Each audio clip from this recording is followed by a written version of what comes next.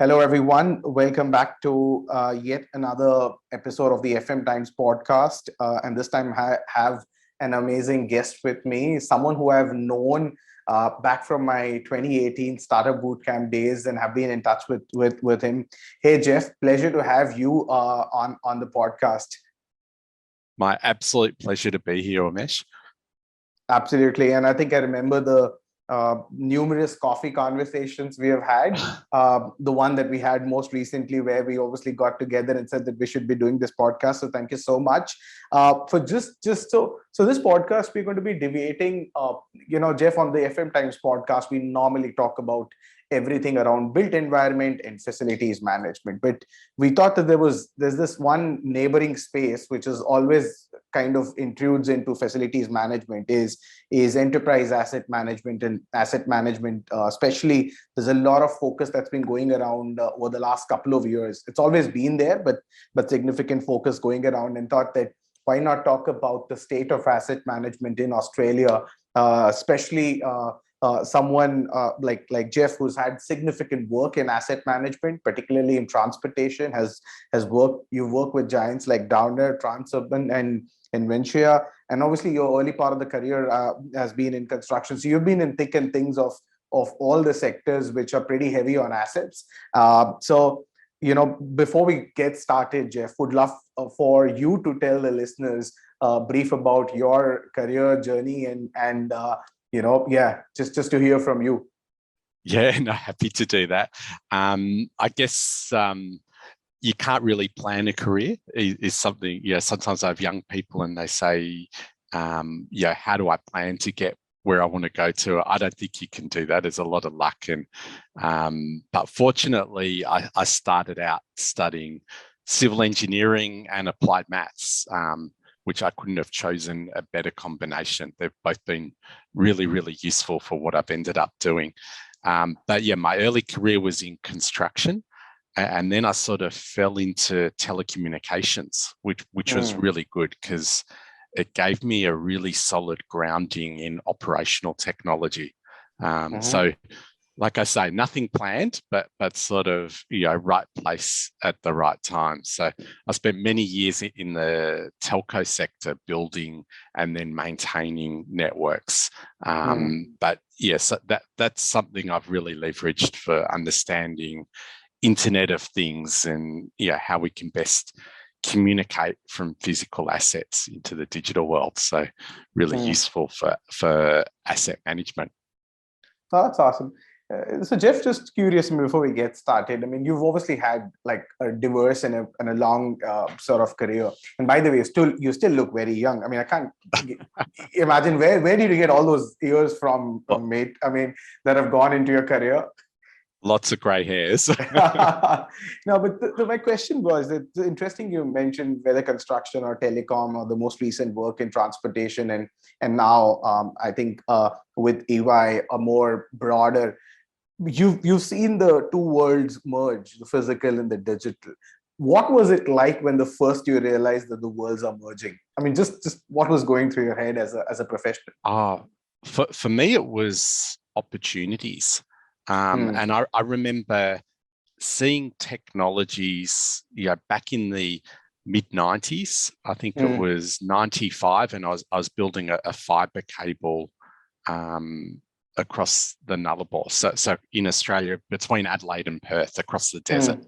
And finding your way there's pretty difficult. And this new GPS technology had been made available to the public. The US military had opened it up just 6 months prior to that project. And we were already using waypoints there to track where we were putting the fiber, and we were using touch screen computers and imagining what the future would be like, and trying to use those tools. So I guess from those early days in the mid-90s, I very much had a vision of here's technology, here's how we could use it.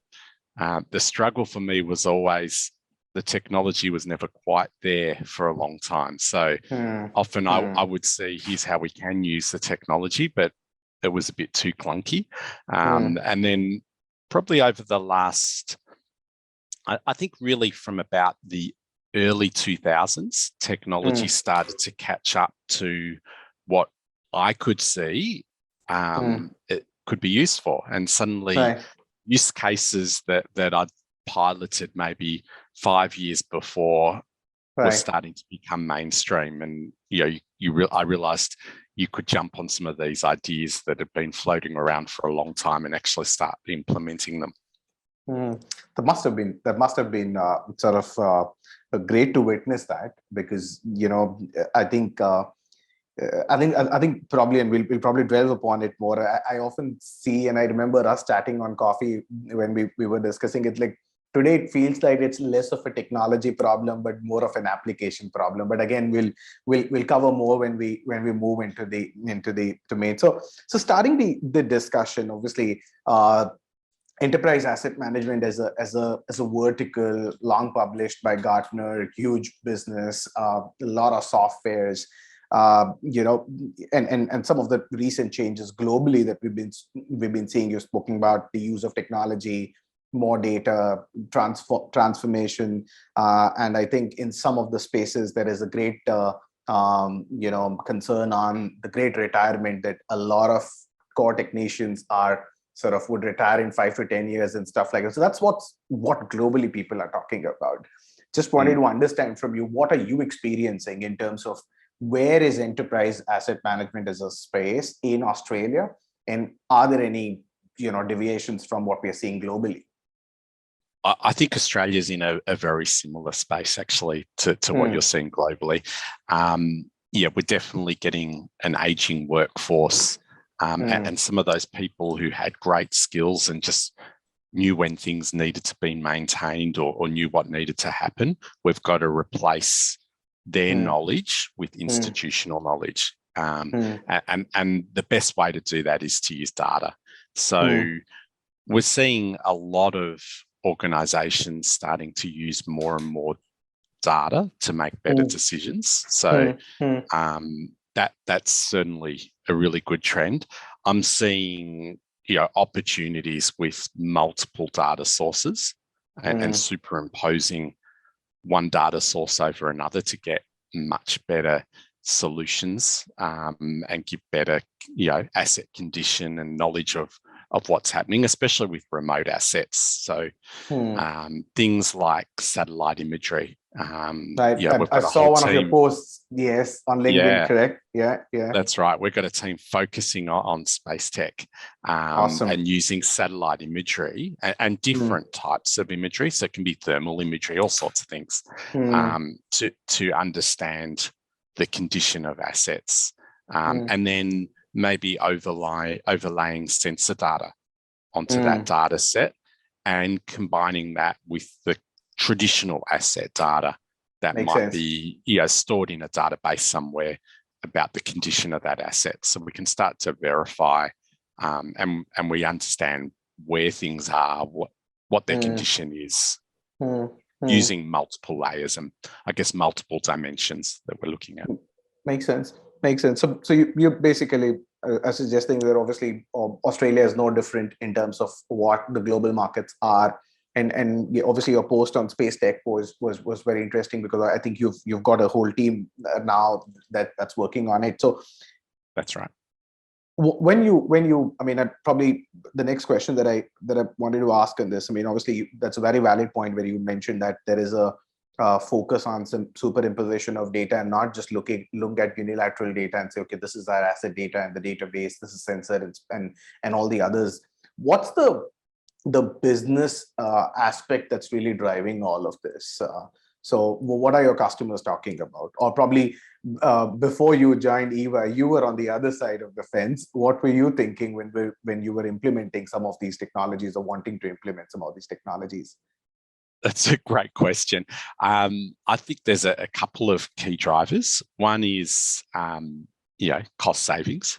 So people want to, reduce the amount they're spending on maintenance potentially. So not over servicing things, but also increasing the asset life. So making sure things are being maintained at an optimal level. So very much a financial imperative, But then the other side of it is around sustainability too. So people want to make sure that they're doing the right thing by the environment and moving into a zero emissions future.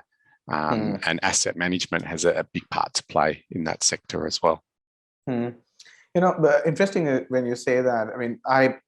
My major part of my work has been with the built environment, like infrastructure, hospitals, airports, and stuff, and working with FM companies or asset owners. But I've tried, like, I've numerous times tried to convince, and they probably are now seeing the point that maintenance and operations and maintenance cannot be an isolation with your sustainability strategy or net zero strategy.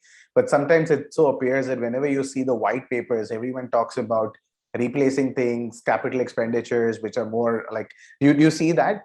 I mean, are you starting to see that your customers are like starting to understand that, okay, how I operate and maintain an asset, besides having a cost implication, also has an energy and a carbon implication, and is a core part of the net zero strategy that they might as well work on?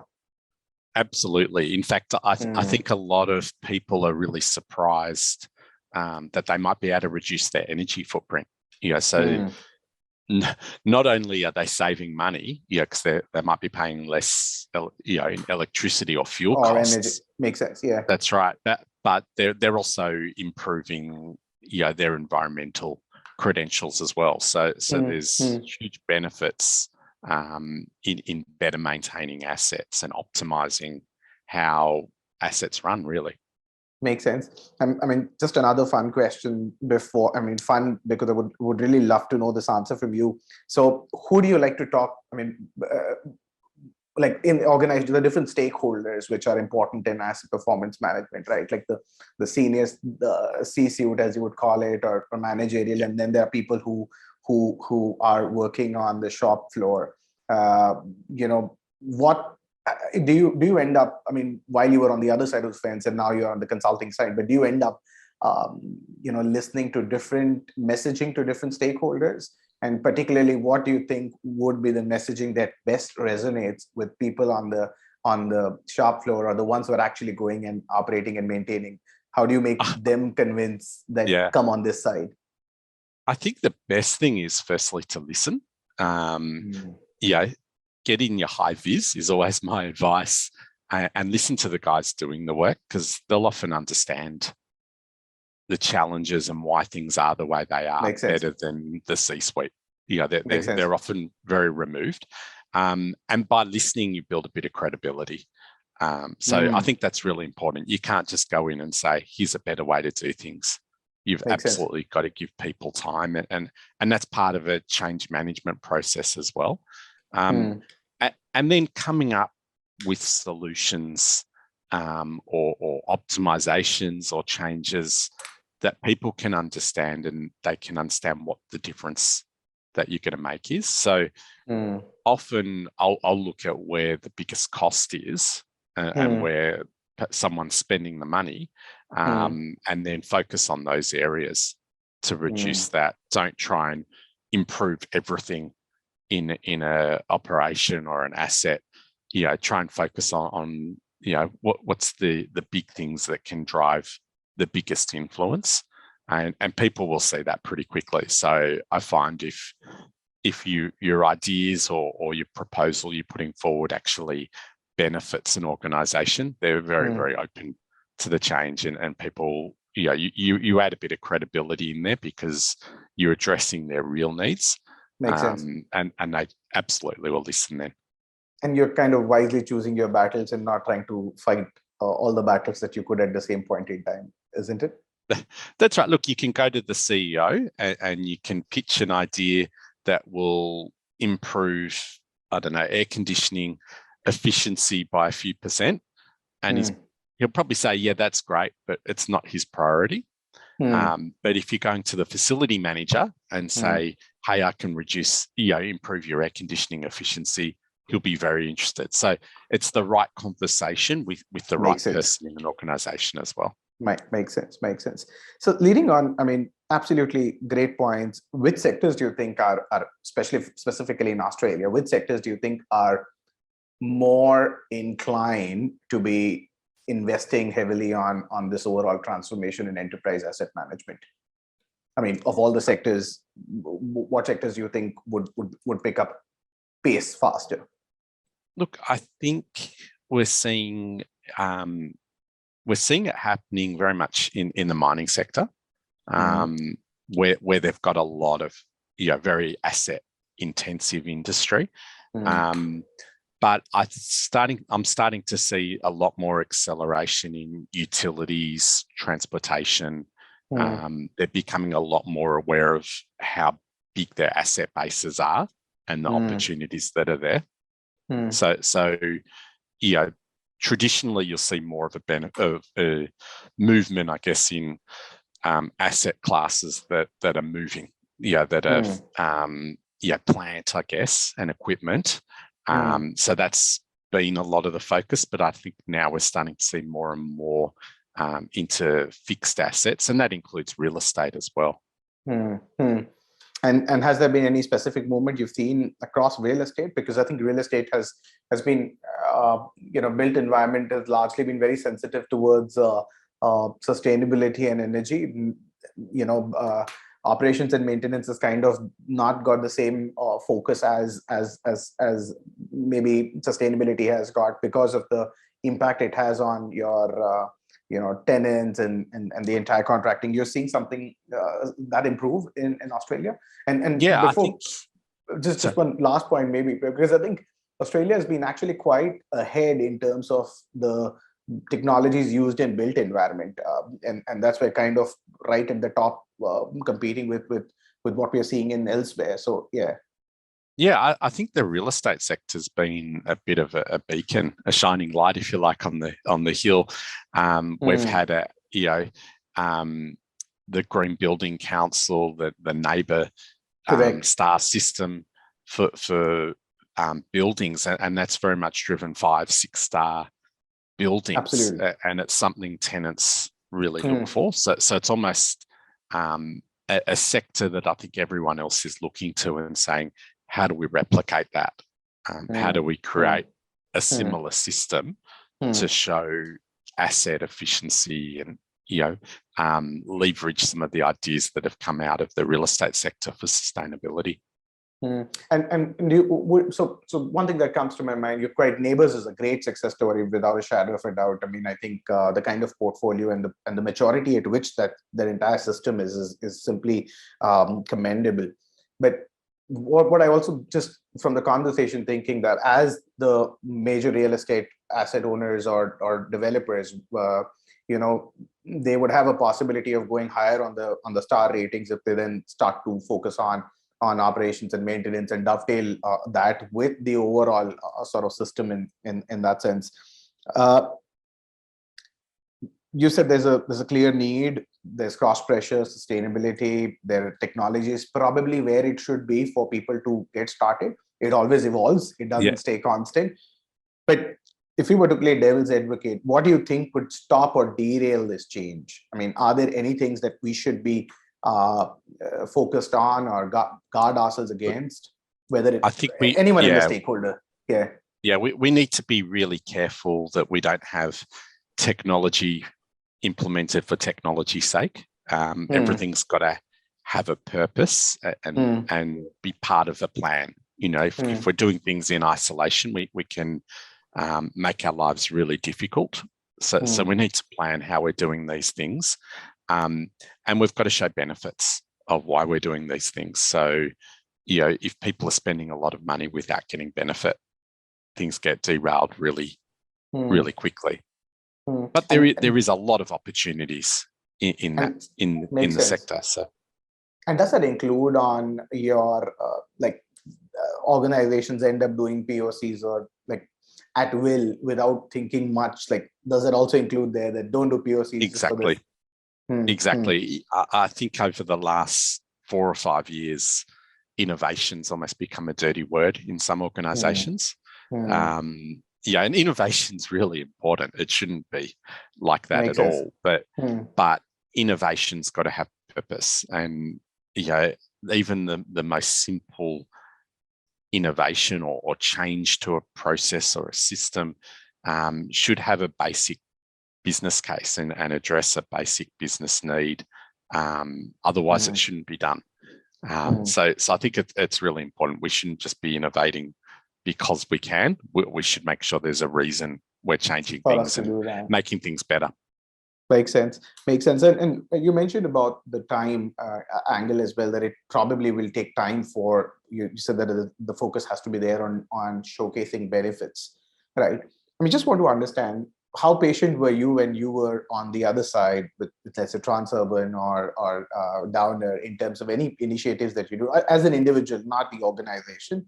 How much time did you give yourself on any new initiative and say, at least this much is needed for us to really figure out whether it's going to add value or not? And what were typically things that you were looking at? Like, how would you define early success and say, all right, this initiative needs a further move on? I'd look to see, some sign of early results. So as long and look, it might be that the plan shows results and the plan's just a little bit longer. So as long as I can see that there is a path there and a path forward, I wouldn't be giving up on things. Some things will take longer. You might have to try and fail a few times before you can capture that prize, I guess. Makes sense.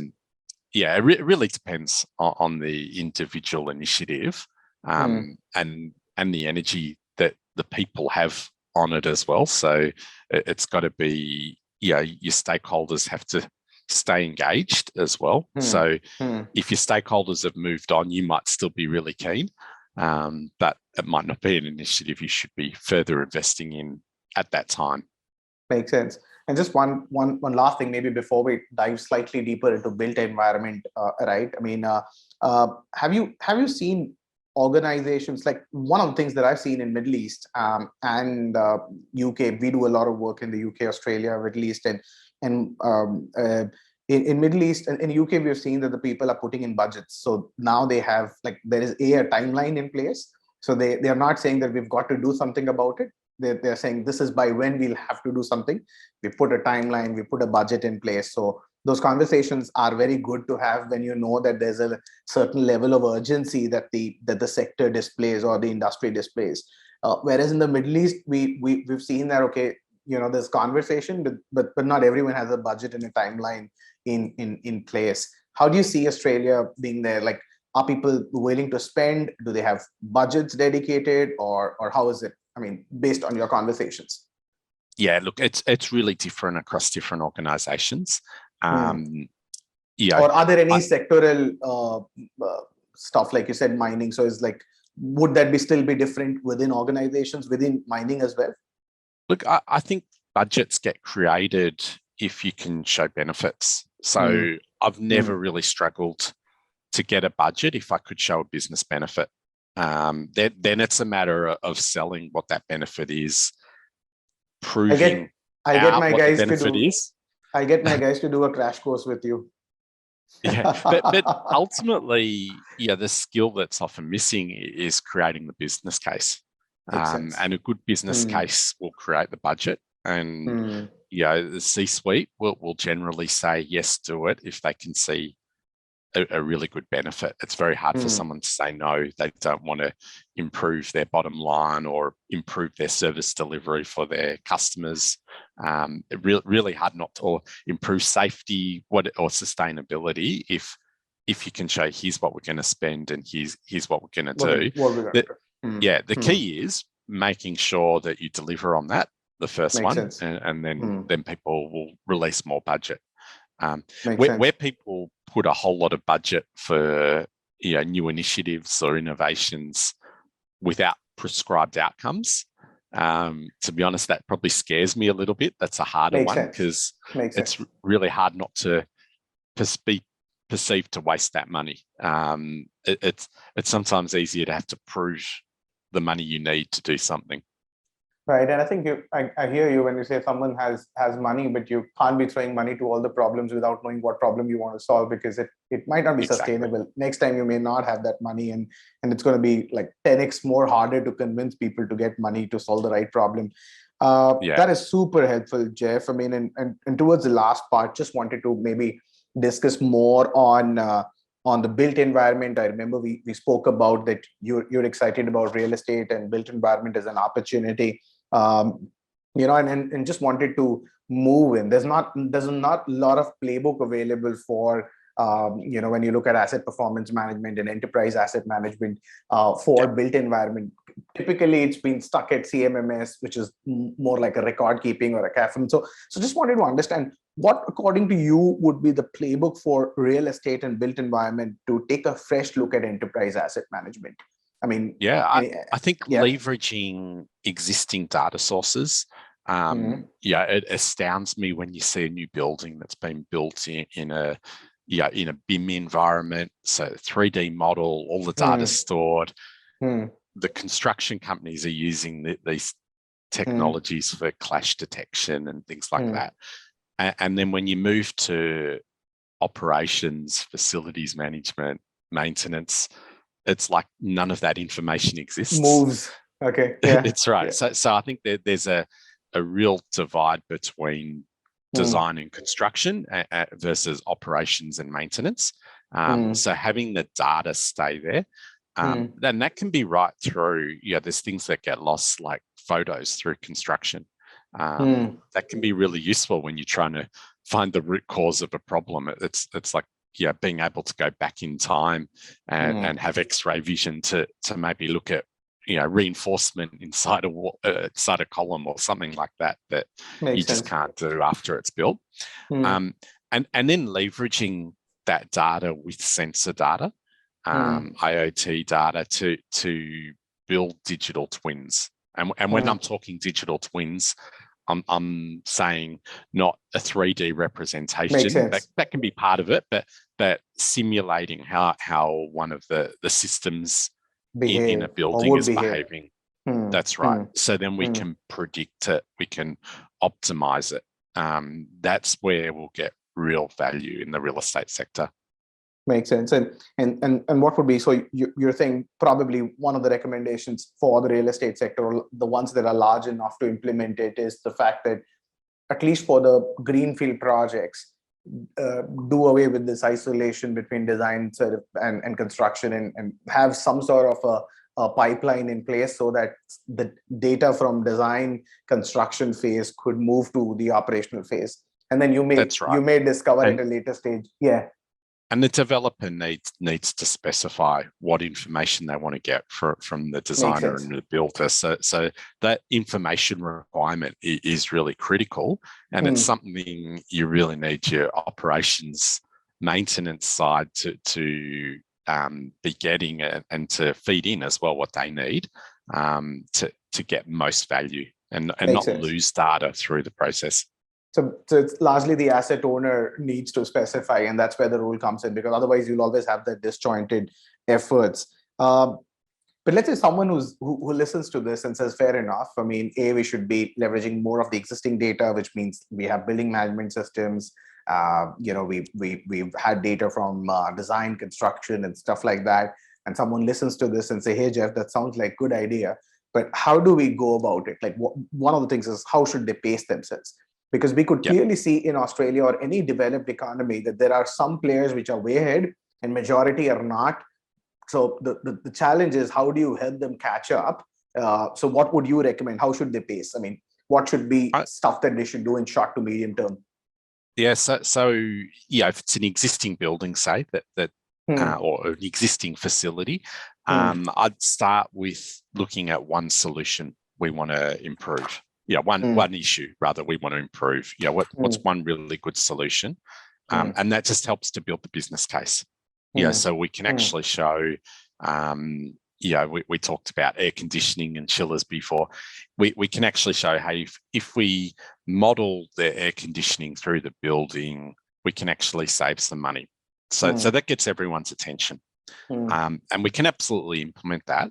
But then at the same time, or after that's implemented, we start to then work on data structures for the whole facility, and that lets us leverage what we're doing from that first piece of work into something broader that we can use for the whole facility and it just makes it easier to do anything else. So then we get rid of data silos, and we get all our data connected. We get it linked into that 3D model, so we understand what's where, and we're not losing really important data.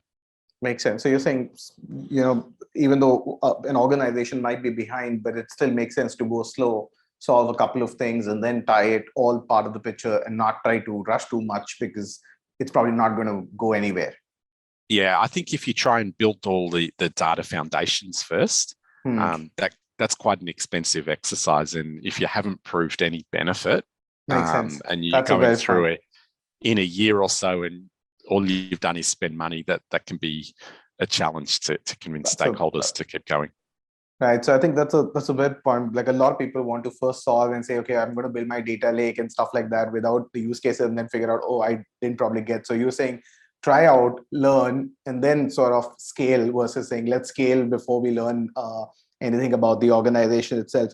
That makes sense. Just one last question before the two last questions. I have two questions which I basically want to ask. One is you spoke about the aging workforce. Is there anything particular you are seeing that organizations are doing about it? I mean, like, in terms of how are they? You said that you have to institutionalize knowledge, and that's part of the process.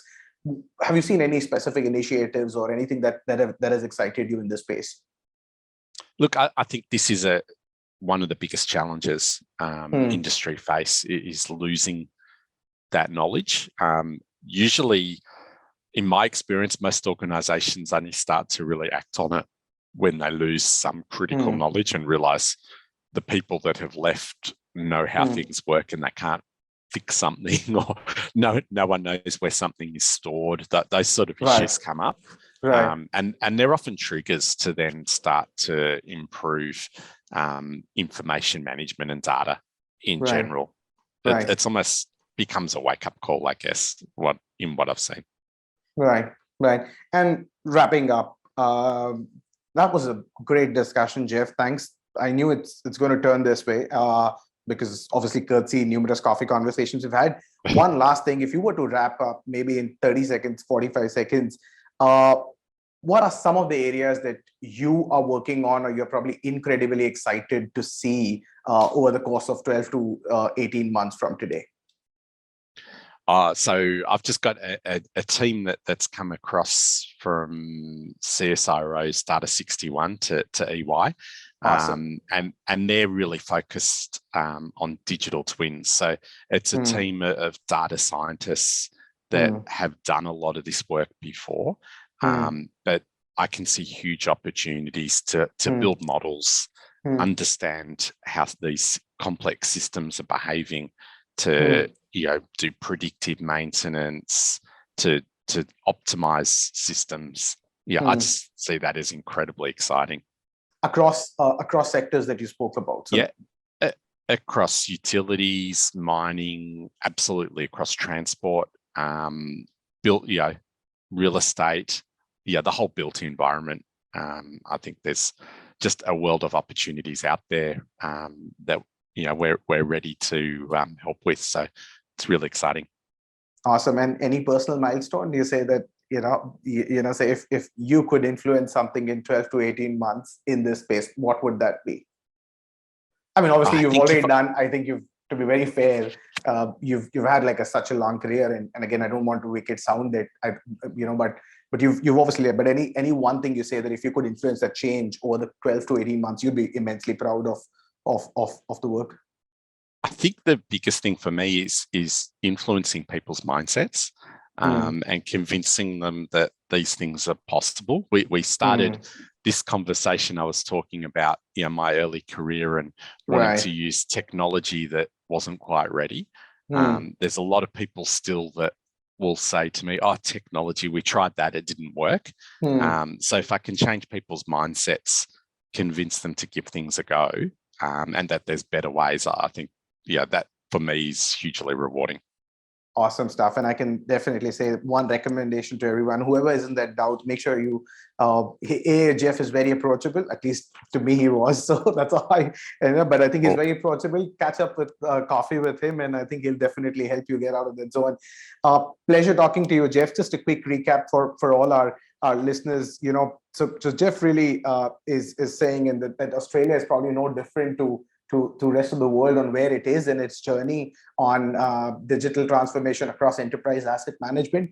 Some of the sectors are more prone to accelerate, which is mining, infrastructure, utilities. Built environment has been a shining light, at least in the energy part, and we hope that they can carry on the enterprise asset management space as well.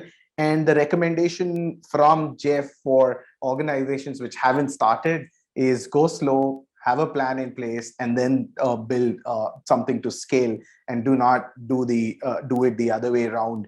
So that's basically there. And obviously, one thing that Jeff particularly would be very excited about in 12 to 18 months, if he could influence a lot of people's mindset on everything around the digital transformation and the use of technology, which I'm sure Jeff would be able to do, and probably we'll do another podcast with him in 12 to 18 months to keep a tab on where Jeff is with that. But once again, Jeff, absolute pleasure talking to you. Thank you so much for taking time out of your schedule. I simply love the conversation, and I'm sure our listeners would love it too. My absolute pleasure, and look forward to catching up for a coffee with you soon, Umesh, too. Absolutely. I'm back in September for a couple of weeks, so we should definitely do the coffee. Thanks a ton, Jeff. Have a great day ahead. My pleasure.